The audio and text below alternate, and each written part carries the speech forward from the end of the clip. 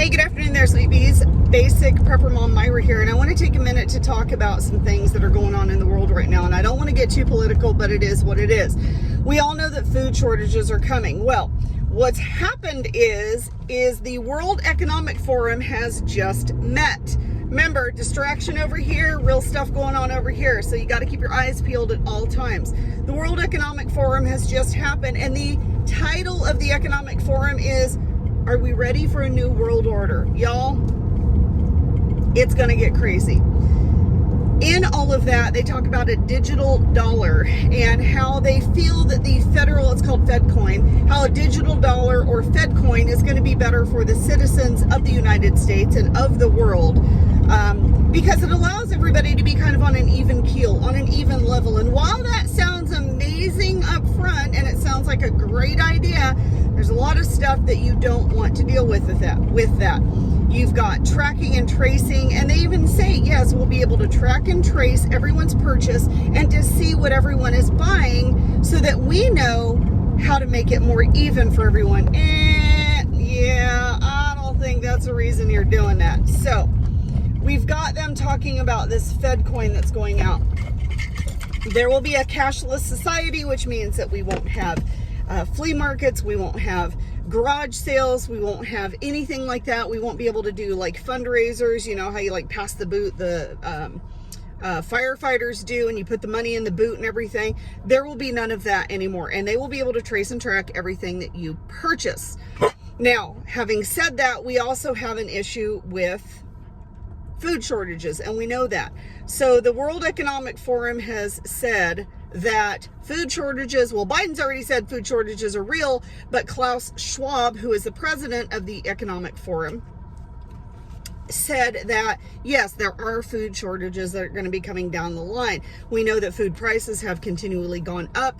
They say the inflation rate is only 7.9%. However, everything else has gone up hugely. Crude oil right now is up 173%, I think is what it is. Milk is up like 83%. Beef and poultry are up over 70%. Wheat and corn are up over 100%, I think. I mean, it's absolutely ridiculous. So they've already said, yes, food shortages are real. Well, now we have the avian flu that's coming into play that are now, so far, they have euthanized, I believe, over 400 million or 4 million, I can't remember, a lot of birds, turkeys and chickens, both meat chickens and egg layers. So here we go, right before Easter, we're gonna have an egg crisis or egg shortage. They've already talked about also euthanizing pigs and dairy cows for various reasons. So we are looking at an absolute food shortage. So what do we do as preparedness type people?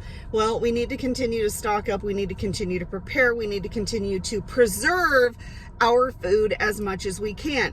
And that means to really look into what you're preserving, such as getting things in whole oat, whole wheat, whole barley, in the berries, the whole wheat berries.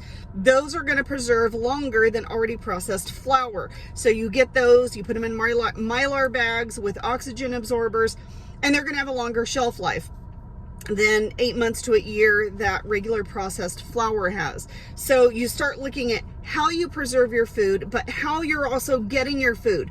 Now, if you get the whole grains and whole wheat berries and things, you obviously are going to have a hand grinder to process that out, or some way to process it out without electricity. And that's kind of what we also have to look at. If we look at grid down, if we look at being off the grid, not having power, there's talks of nukes and EMP attacks and everything else. So we need to look at what are our options if we don't have any power.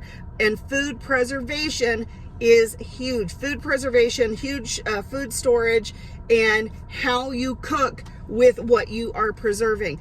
That's what you guys need to start looking into. So not only are we stocking up on food, water, and medication still, absolutely, but look at what you're stocking up on and make sure that you are preparing yourself on preserving that food to make it have the longest shelf life possible. And once you have it, how are you going to process it to be able to eat it? Because you can't just take wheat berries and whole corn and just start eating them that way. You have to look at processing and how are you going to plan that out.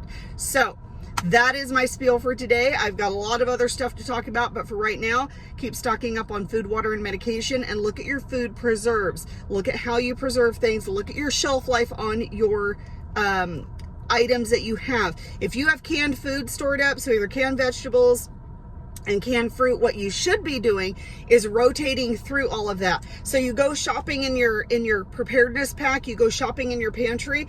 What you shop for, you replace with new items. So you should be on a constant rotation with your stuff, all right?